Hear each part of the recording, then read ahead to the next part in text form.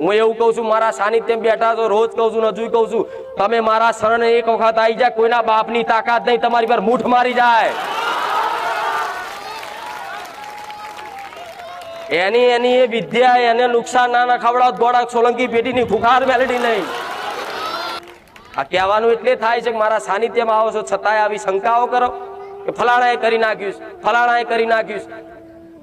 જશો ભુવાઓ જો તો મને વાંધો નહીં, જાઓ, હું કોઈ ભુવાથી મારે કોઈ વિરોધ નહીં, બધાય ખોટા છે એવું નહીં કહેતી, કઈક સાચા છે કઈક છે, પણ તમે તમારી સ્વાર્થ રાખો છો ને, મને દુઃખ મટી જાય 4 દાડામાં, 5 દાડામાં, અઠવાડિયામાં, 25 દાડામાં. એ સ્વાર્થમાં 25 દાડામાં મટાડવા માટે તમે શું કરી બેહો છો તમને પોતાને નહીં ખબર હોતી. કોઈ એવું કે હવા મહિનામાં સારું કરી આલું, આ વિધિ કરી આલો, એટલે હવા મહિનો તમે જાઓ આશા રાખી કે હવા મહિનામાં સુખ મળી જશે કે 25,000, તો કે ભુવાજી 50,000 આલું, પણ હવા મહિનામાં સુખ દેખાવું જોઈએ. ભુવો 25,000 લઈને ઘેર જતો રહે, હવા મહિને પૂછવા ના આવે ગોડા.